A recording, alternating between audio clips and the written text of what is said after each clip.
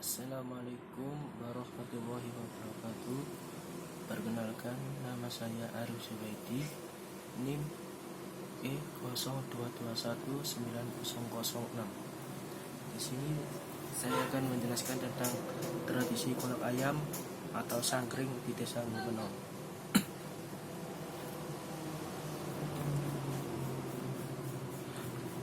Sejarah tradisi sangkring. Tradisi sangkring atau yang sering disebut dengan tradisi kolak ayam merupakan sebuah tradisi yang rutin dilaksanakan setiap tahunnya oleh masyarakat Desa Ngubeno. Tradisi sangkring ini dilaksanakan setiap malam 23 Ramadan, yaitu saat selesai sholat asar hingga setelah sholat maghrib atau hingga waktu berbuka puasa. Kolak ayam sendiri merupakan sebuah makanan yang disajikan pada tradisi tersebut. Asal mula kolak ayam sangat berhubungan erat dengan kedatangan Sunan Dalem ke Desa Ngubeno. Menurut Babat Gresik, Sunan Dalem merupakan putra dari Sunan Giri yang memerintah di Giri Kedaton. Sunan Giri meninggal pada tahun 1506 Masehi, kemudian kekuasaan Giri Kedaton digantikan oleh putranya yaitu Sunan Dalem. Pada masa pemerintahan Sunan Dalem, Giri Kedaton mengalami sebuah kesulitan, yaitu penyerangan dari Adipati Sungguruh yang merupakan bangsawan Panggawa dari sisa-sisa runtuhnya Keraton Majapahit.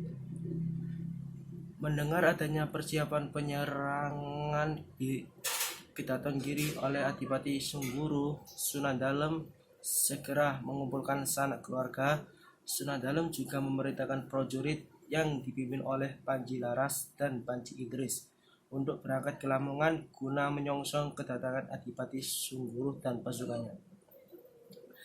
Di dalam Babat Gresik diceritakan bahwa pada malam Jumat Sunan Dalem bermimpi bertemu ayahandanya yaitu Sunan Giri yang memberi sebuah pesan bahwa Sunan Dalem tidak diperkenankan untuk melawan serangan dari Adipati Sungguruh dan diperintahkan untuk menghindarinya dengan mengungsi ke Desa Ngubeno yang sekarang disebut Desa Ngubeno. Dari mimpi tersebut Sunan Dalem mendiskusikannya bersama pamannya yaitu Ki Haji Syekh Koja dan Grigis. Kedua pamannya tersebut sangat menyetujui nasihat Sunan Giri yang dituturkan beliau lewat mimpi Sunan Dalem. Segera Sunan Dalem menyuruh 4 orang utusan untuk pergi ke Lamongan agar menyampaikan perintah Sunan Dalem agar menghentikan peperangan dengan Adipati Sungguruh dan segera membubarkan diri serta kembali pulang ke Giri. Saat subuh tiba, prajurit Adipati Sungguruh yang mulai merapatkan barisan untuk perang melawan prajurit Kedaton Giri. Setelah menunggu lama, mereka baru menyadari jika musuh yang ditunggu-tunggu sudah tidak ada. Adipati Sungguruh memerintahkan prajuritnya untuk segera pergi menuju Giri sambil menyembunyikan genderang perang yang merupakan tanda-tanda kemenangan mereka.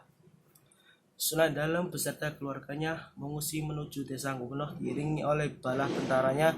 Saat tiba di Desa Ngubeno, mereka disambut oleh Kiai Ngubeno bernama Kiai Haji Kidang Palih yang sangat terkejut dengan kedatangan Sunan Dalem yang disertai semua pengiringinya.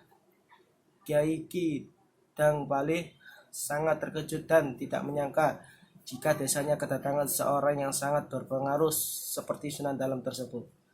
Beliau sangat memperhatikan segala sesuatu yang dibutuhkan oleh Sunan Dalem beserta keluarganya selama tinggal di Desa Ngubeno. Sementara itu, Adipati Sungguruh beserta para prajuritnya telah sampai di Giri. Mereka sangat terkejut mendapati Giri sangat sepi seperti tidak berpenghuni. Salah seorang prajurit melaporkan pada Adipati Sungguruh bahwa keadaan Giri sudah sepi tanpa ada orang. Adipati Sungguruh kemudian memerintahkan untuk membongkar makam Sunan Giri Prabu Satmata yang merupakan ayahanda Sunan Dalem. Pada saat itu Ki Syekh Grigis paman Sunan Dalem sedang menunggu makam Sunan Giri dengan menunggupi makam tersebut. Beliau tidak mau pergi dari makam Sunan Giri saat prajurit Adipati Sungguruh mengusirnya. Para prajurit tersebut tidak ada yang sanggup menarik Ki Sekojah yang menyelungup pada makam Sunan Giri sehingga membuat Adipati Sengguru murka.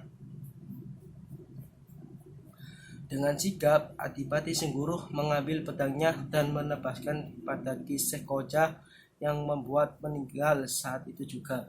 Prajurit dengan leluasa dapat menarik tubuh Ki Sekojah dari makam Sunan Giri dan mulai membongkar makam tersebut. Diceritakan di dalam Babat Gresik bahwa pada saat pembongkaran makam Sunan Giri telah terlihat kerandanya tiba-tiba beramburan lebah-lebah ganas atau yang disebut tawon andas keluar dari dalam kubur. Lebah-lebah tersebut menyerang dengan ganasnya pada semua prajurit Adipati Sengguru yang berlarian untuk menyelamatkan diri. Tetapi lebah-lebah tersebut terus menyerang tanpa ampun hingga mereka semuanya tewas. Setelah terdengar kabar bahwa Giri sudah aman karena semua prajurit Adipati Sengguru telah tewas, sedangkan Adipati Sengguru sendiri telah bertobat, Sunan Dalem memerintahkan Kyai Gumeno atau Kiai Kidang Palih untuk pergi ke Giri untuk melihat keadaan Giri bersama beberapa prajurit. Setelah sampai di Giri, Kiai Kidang Palih langsung menuju makam Sunan Giri dan mendapatkan mayat Syekh Grigis yang meninggal akibat tebasan pedang dari Adipati Sengguru. Kiai Kidang Palih dengan segera menguburkan mayat Syekh Grigis di sebelah timur makam Sunan Giri.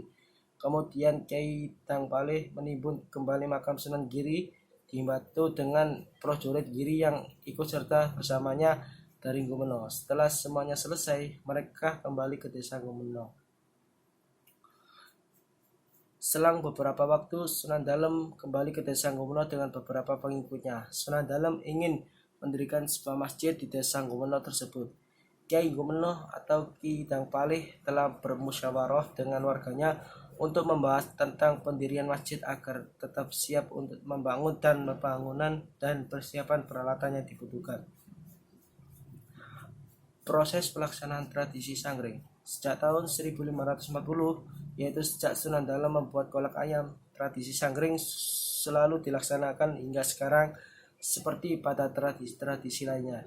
Di dalam tradisi sanggring juga terdapat tata cara pelaksanaannya juga waktu dilaksanakan tradisi sanggring. Tradisi sanggring atau yang dikenal dengan kolak ayam ini dilaksanakan setiap malam 23 Ramadan. Sebenarnya tradisi sanggring ini yang terkenal adalah dari makanannya yang tergolong unik, yaitu kolak ayam. Dari namanya kolak ayam sudah membuat orang penasaran dengan rasanya. Dari namanya saja orang akan berpikiran bahwa kolak adalah makanan yang manis, sedangkan ayam merupakan makanan yang gurih, sehingga dapat dibayangkan bagaimana rasanya jika keduanya digabungkan. Di dalam pelaksanaan tradisi sanggring ini terdapat langkah-langkah yang perlu diperhatikan. Yang pertama, persiapan panitia pada pelaksanaan tradisi sanggring. Panitia tradisi sanggring diambil dari IPNU, Ikatan Pemuda NU, dan Takmir Masjid Jami Sunan Dalem. Pembentukan panitia dimulai kurang lebih 2 bulan sebelum acara pelaksanaan tradisi sanggring. Para panitia ini mendapatkan tugas masing-masing sehingga memunculkan sebuah kerjasama yang baik. Pembagian tugas tersebut meliputi tugas pemesanan bahan-bahan, tugas mendata masyarakat yang mengikuti tradisi sanggring dalam arti masyarakat yang ingin membeli kolak ayam, tugas memasak, dan tugas-tugas lainnya. Pada masa dahulu, ketika masyarakat Gumeno masih sedikit, pelaksanaan tradisi sanggring tidak membutuhkan banyak waktu, hanya beberapa hari sebelum pelaksanaan. Hal ini dikarenakan kolak ayam hanya dibuat sedikit sesuai jumlah penduduk saat itu. Pada saat ini, hal tersebut tidak dapat dilaksanakan karena masyarakat yang mengikuti tradisi sanggring sangat banyak sehingga membutuhkan persiapan yang lama seperti pada tahun 2014. Jumlah porsi biasanya mencapai 2.200 porsi kolak ayam yang disajikan untuk berbuka bersama di Masjid Jami Sunan Dalem. Tradisi sanggring atau kolak ayam ini merupakan salah satu dari sekian banyak tradisi yang dilestarikan di Indonesia. Hingga saat ini, masyarakat desa Gumeno tidak pernah sekalipun melewatkan tradisi ini di setiap tahunnya. Nama tradisi Sangring sendiri telah dikenal oleh masyarakat luas baik di dalam wilayah Kabupaten Gresik hingga di luar Kabupaten Gresik. Bahkan dalam skala nasional terbukti dengan sering diliputnya tradisi Sangring ini di dalam berita-berita, surat kabar, dan televisi. Seperti yang diceritakan Bapak Nadir saat wawancara, beliau mengatakan pernah saat tradisi Sangring kedatangan tamu dari Kabupaten Jombang, Kabupaten Kediri, dan kabupaten lainnya yang memang berniat datang ke acara tradisi Sangring untuk menikmati masakan yang terkenal dengan kolak ayam tersebut. Tapi malang nasib tamu dari Jombang tersebut karena kedatangannya yang terlambat membuat mereka kehabisan kolak ayam, sehingga panitia terpaksa memberikan sisa-sisa kuah kolak ayam yang tinggal sedikit di dalam kuali tempat memasak kolak ayam. Saat ditanya perihal kedatangan tamu dari Jombang tersebut, mereka menjawab jika kedatangannya karena diberi petunjuk oleh kiai di mana mereka tinggal untuk mencoba kolak ayam yang dipercaya menyembuhkan berbagai macam penyakit. Tamu tersebut berharap setelah makan kolak ayam, penyakitnya akan segera sembuh, tentu saja atas seizin Allah Subhanahu wa Ta'ala. Di dalam tradisi Sangring sendiri tidak pernah ada perubahan-perubahan dalam pelaksanaan masyarakat Desa Gumeno. Melestarikan tradisi ini adalah asal mula terjadinya hingga sampai sekarang ini selalu diusahakan sama dari proses memasaknya, bahan-bahan hingga tempat dilaksanakan tradisi ini tidak pernah berubah, yaitu di dalam Masjid Jami Sunan Dalem. Proses memasaknya pun tidak berubah, yaitu tetap menggunakan tungku meskipun di abad modern seperti sekarang ini. Terima kasih atas presentasi saya. Bila ada kesalahan atau kata-kata yang belum benar, mohon maaf untuk dimaafkan. Assalamualaikum warahmatullahi wabarakatuh.